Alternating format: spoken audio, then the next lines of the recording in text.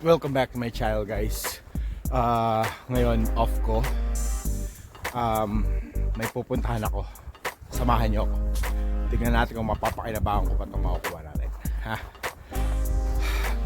Lalakad tayo ngayon. Siguro mga 20 minutes na lakad. Tingnan natin kung okay pa yung makukuha natin gamit. Balikan ko kayo, ha? Sinadya ko talaga maglakad ngayon. Gantong oras. Alas 6 pa lang ng umaga.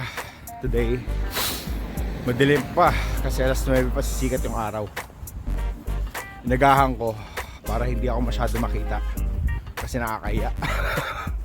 Sabihin nila, Pinoy ito, tirador. Pero anyway, wala naman silang pakialam kung kumuha ka ng mga basura dito, ng mga gamit na tinapon sa basura. Kasi mas okay pa sa kanila yan dahil malilinis yung kung ano may tinapon nila. So yun, tara, samahan nyo lang ako. Let's go! Okay, inumaga na ako, no?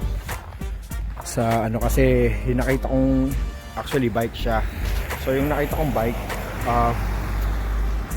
pinagpaalam ko pa. Nantay ko pa magbukas tong store na to. Kasi pinagpaalam ko kung pwede ko siyang kunin. So, pwede siyang kunin. Ito yung sinasabi ko. So, bumili na rin ako ng gulong, tsaka ng rim. We'll see if ano bang pwede natin gawin dito sa bike na to. Okay? Alright, so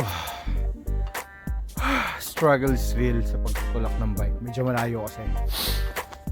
Dito tayo sa apartment namin. And yeah, ano siya. By the way, yung lugar na yun pala is recycled shop. So yung mga lumang gamit ng mga tao na pinapadala nila doon, binibenta nila. Pero hindi naman siya ganun kaluma. Magaganda naman yung mga items sila doon. Siyempre, mura din compared sa mga bago. Ngayon, i-build natin to. Samahan nyo ako, ha. Samahan nyo ako hanggang sa makita natin kung anong magiging outcome ng bike. Okay? Okay, so try natin yan. Baklasin. Tanggalin natin kung anong pwede natin matanggal. Gamit lang yung mga tools ito. Kulang kasi ako ng tools. Wala ako kahit ano. So, ano lang matanggal natin.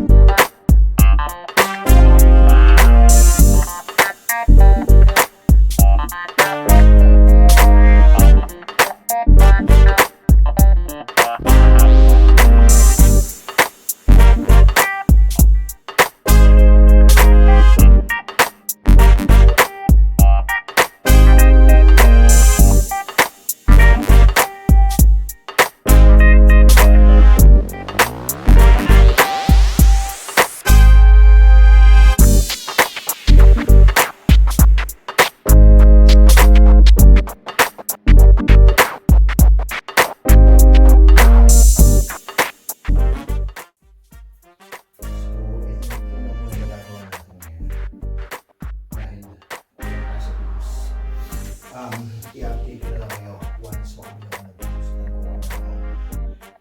ng progress ang nagawa natin dito sa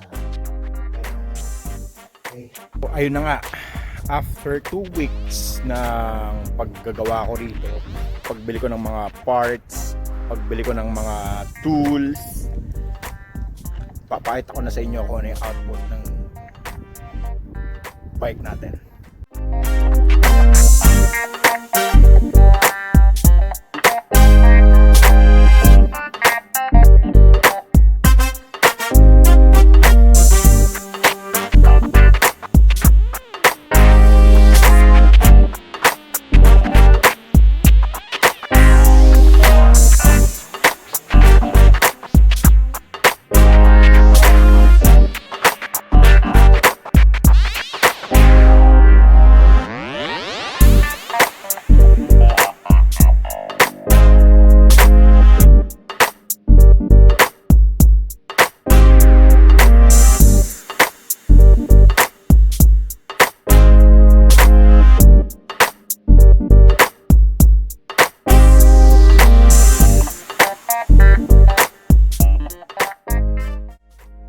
So, ayun na nga, di ba?